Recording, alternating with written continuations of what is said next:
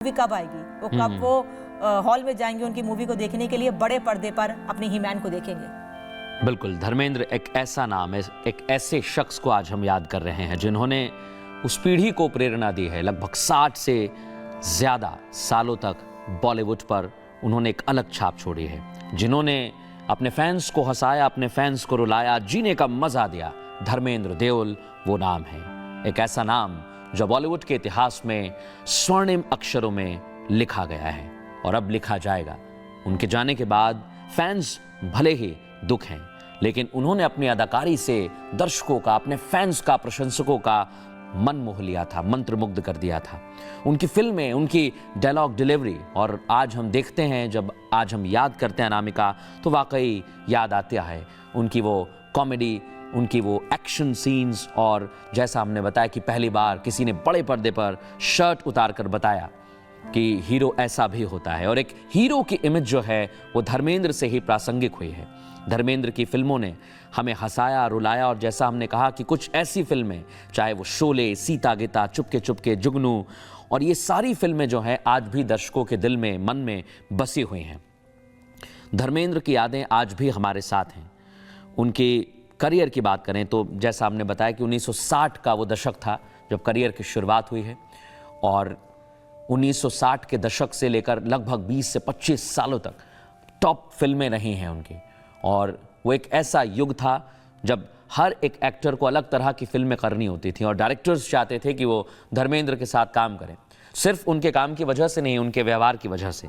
वो उनका व्यवहार ही था जो, चाहे वो करण जौहर जैसा कह रहे हैं, उनके फैमिली से काफ़ी जुड़े रहे हैं धर्मेंद्र, और इसलिए वो कह रहे हैं कि उन्होंने करते हुए काम देखा है, उन्होंने फिल्में करते हुए देखा है, उन्होंने उनकी फिल्में देखी हैं, इसलिए वाकई एक युग कांत है। और जैसा हम बता रहे थे कि उनकी कई फिल्में जो हैं वो ब्लॉकबस्टर रही हैं अनामिका। कुछ ऐसी फिल्में हैं जो ऑल टाइम ब्लॉकबस्टर रही हैं, जिसमें से एक फिल्म है शोले, जो आज भी हम देखते हैं, जब वो रिलीज हुई है तब भी फैंस ने उसे उसी तरह सराहा है। चुपके चुपके सुपरहिट रही थी उस दौरान।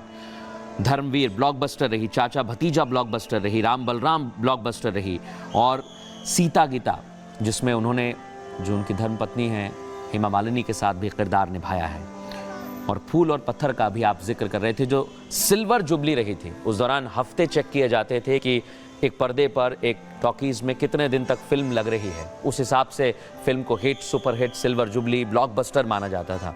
और फूल और पत्थर धर्मेंद्र साहब की सिल्वर जुबली रही थी। तो आप अंदाज़ा लगा सकते हैं कि उस दौरान प्रशंसक उन्हें कितना पसंद करते थे। सिर्फ उस दौर में नहीं, आज भी धर्मेंद्र, उनकी फिल्में, उनका किरदार हमारे बीच में हमेशा अमर रहेगा। और एक उनके इंटरव्यू में मैंने सुना था कि जब वो पहली बार फिल्म के ऑडिशन के लिए गए थे तो उन्हें ये कहते हुए मना कर दिया गया था कि आपको अभिनेता के तौर पर कौन देखेगा, सोलो एक्टर के तौर पर कौन देखेगा, आप जहाँ से आए हैं, जिस गांव से आए हैं वहाँ पर वापस चले जाएं। लेकिन सबसे बड़ी बात ये थी कि इस तरह के से किसी ने उनसे जो शब्द कहे, जो बातें कही, उन्होंने उसके सामने अपने आप को साबित किया और ये बताया कि आप अपनी मेहनत से, अपने संघर्ष से जीवन में सफलता पा सकते हैं। शुरुआत में कुछ फिल्में उन्हें सोलो नहीं मिली थी, कई फिल्में ऐसी थी जो उन्हें कई लोगों के साथ स्क्रीन पे शेयर करना पड़ा, लेकिन धीरे धीरे उनकी पहचान बनी, लोगों ने, फैंस ने उनको पसंद किया। और जैसे ही उनकी पहली फिल्म फूल और पत्थर, जैसा कि हमने पहले भी बताया आपको कि 25 हफ्तों तक वो टॉकीज़ में रही थी, हॉल में रही थी, और 25 हफ्तों बाद भी जब वो फिल्म उतरी थी तो लोगों को ऐसा लगता था कि कुछ हफ्ते और वो अपने इस कलाकार को देख सके। लेकिन कुछ दिनों बाद उनकी एक और फिल्म रिलीज हुई, जिसके बाद धर्मेंद्र ने बॉलीवुड में अपनी एक नई पहचान बनाई,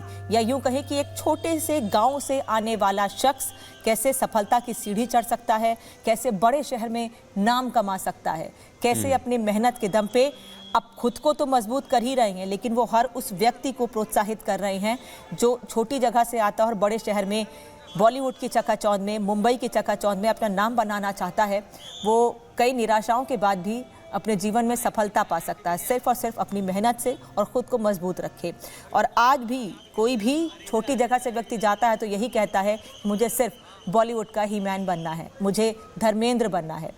ये उनके जीवन का हासिल जो वो आज संदेश लोगों को देकर गए और अपने साथ लोगों का प्यार कमा के गए हैं। लोगों की दुआएं, लोगों का प्यार हमेशा उनके साथ रहेगा। वो जहाँ भी रहें, हर कोई उनका फ़ैन यही कह रहा है, उनसे जुड़ा हुआ व्यक्ति, कि वो जहाँ भी रहें बस खुश रहें।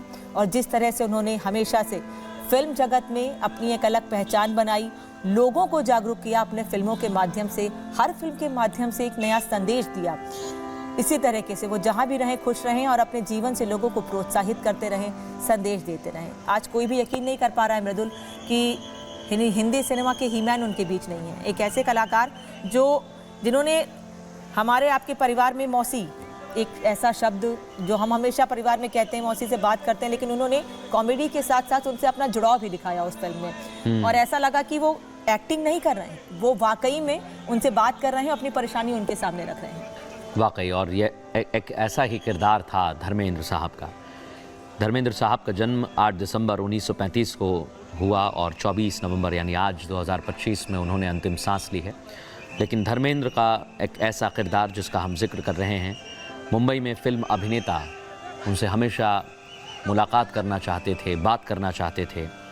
और जो नए अभिनेता होते हैं वो हमेशा उनसे बातचीत करना चाहते थे। वो चाहते थे कि उनसे जानें कि स्टारडम के बाद भी कैसे अपने जीवन को जिया जाता है, क्योंकि धर्मेंद्र कुछ ऐसे ही थे। उनके परिवार के साथ वो रहा करते थे। और अभी जो कुछ खबरें आ रही हैं वो हम बता दें। मुंबई के विले पार्ले शमशान घाट में उन्हें अंतिम विदाई देने के लिए परिवारजन पहुंचे हुए हैं और उनके फैंस भी बाहर पहुंचे हुए हैं। खबर ये भी है कि कई अभिनेता भी पहुंच रहे हैं। 89 साल की उम्र में उन्होंने अंतिम सांस ली और जो तस्वीरें आ रही हैं वो वाकई बॉलीवुड के लिए एक क्षति, कितनी बड़ी क्षति है उसे दर्शाती हैं। फिल्मों में काम करने वाले कई कलाकार पहुंच रहे हैं, उनके साथी कलाकार, कई जो इस दुनिया में नहीं हैं, लेकिन कई ऐसे हैं जिन्होंने धर्मेंद्र साहब के साथ काम किया है। जब वो शीर्ष पर थे अपने करियर के, तब उनके साथ काम किया है। और विले पार्ले से हम तस्वीरें दिखा रहे हैं। वहाँ हमारी सहयोगी मीनाक्षी हैं। अगर मीनाक्षी की आवाज़ हम तक पहुँच रही हो, कई सेलिब्रिटीज़ वहाँ पर पहुँच रहे हैं। ये एम्बुलेंस भी थोड़ी देर पहले उनके घर आई थी। उसके बाद विले पार्ले शमशान घाट में भी सुरक्षा बढ़ाई गई है, क्योंकि वहाँ कई सेलिब्रिटीज़ के साथ साथ उनके प्रशंसक पहुँच रहे हैं उनको अंतिम विदाई देने के लिए। और सलमान खान पहुँचे हुए हैं। सलमान खान उनके परिवार के काफ़ी करीब रहे हैं और सलमान के जो पिता हैं वो राइटर रहे हैं और उनकी लिखी हुई कई फिल्मों में धर्मेंद्र साहब ने काम किया है।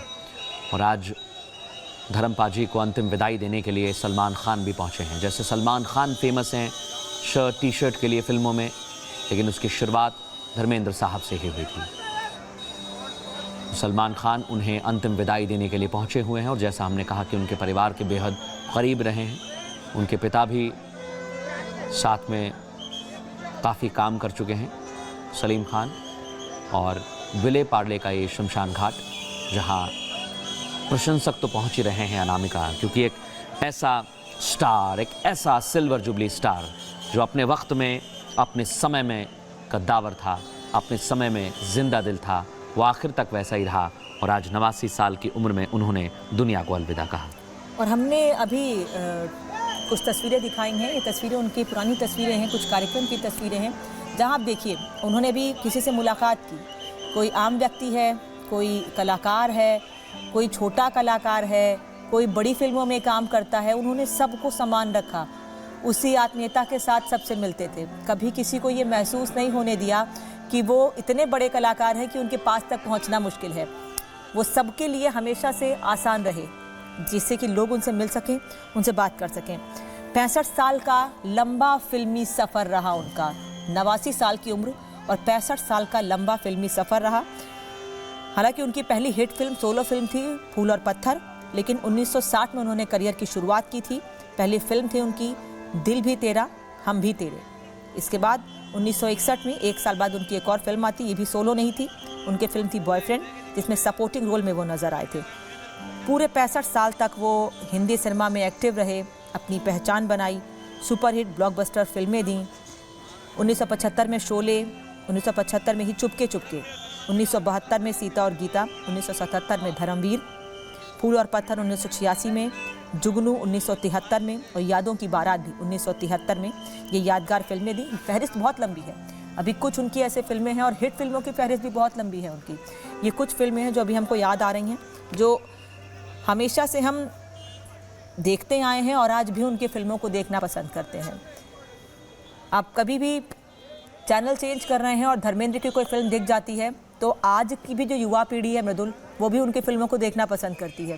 क्योंकि आज के समय में कहते हैं कि लोग पुरानी फिल्मों को देखना पसंद नहीं करते हैं, लेकिन 1960 1965 की फिल्में अगर आज की युवा पीढ़ी देख रही है तो वो सिर्फ और सिर्फ धर्मेंद्र का जादू है।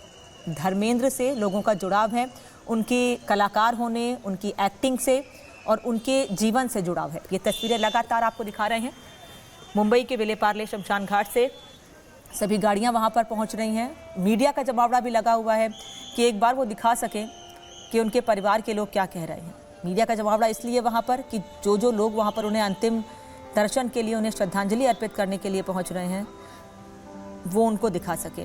और एक ऐसे कलाकार मधुल जिन्होंने एक ही साल में 2 से 3 फिल्में हिट दी हैं। शायद ही आज भी बॉलीवुड में कोई ऐसा कलाकार होगा जो एक साल में 3 से 4 फिल्में हिट दे सका हो। उस ज़माने में जैसा मैंने कहा कि उनके समकक्ष कई कलाकार रहे हैं और उनके समकक्ष जो कलाकार थे वो भी कम नहीं थे, लेकिन उनके साथ उसी प्रकार की हिट फिल्में देना इसलिए बताता है कि वो उस दौरान के टॉप कलाकारों में से एक थे। और अभी जो खबरें मुंबई से आ रही हैं वो भी हम आपको बता दें। पत्नी हेमा मालिनी, बेटी ईशा विले पार्ले शमशान घाट पहुंची हैं। अमिताभ बच्चन, अभिषेक बच्चन, आमिर खान वहां पर मौजूद हैं। सलमान खान वहां पर पहुंच गए हैं और सलमान के पिता सलीम खान भी, जैसा मैंने कहा कि वो धर्मेंद्र साहब के काफ़ी क्लोज रहे हैं, वो भी वहाँ पर पहुँचे हुए हैं। और वहाँ से जो अपडेट हमारे पास आ रहे हैं, कई फैंस जो हैं, कई प्रशंसक जो हैं वो भी पहुँच रहे हैं। एक खबर और है, संजय दत्त भी वहाँ पर पहुँचे हुए हैं। तो ये वो प्रशंसक जो देओल परिवार के काफ़ी करीबी रहे हैं। और जैसा करण जौहर ने लिखा कि उनके दिल में हर किसी के लिए सिर्फ प्यार और सकारात्मकता थी, यानी पॉजिटिव वाइब्स हमेशा धर्मेंद्र देते थे। और जैसा हमने कहा कि वो एक जिंदा दिल इंसान थे, वो हमेशा उसी तरह से फिल्में भी करते थे, उसी तरह जीवन भी जीते थे। लेकिन आज 1:10 पर उन्होंने अंतिम सांस ली है और हम सबको छोड़कर वो चले गए हैं। उनके परिवार के सभी सदस्य शमशान घाट पहुँचे हुए हैं। और सबसे बड़ी बात यह है कि लंबे समय से बीमार चल रहे थे, तो डॉक्टर्स ने भी काफ़ी कोशिश की। हाल फिलहाल में लगभग 10 दिन पहले उन्हें अस्पताल में भर्ती कराया गया था। हालत बहुत नाजुक बनी हुई थी। सब चाहते थे कि वो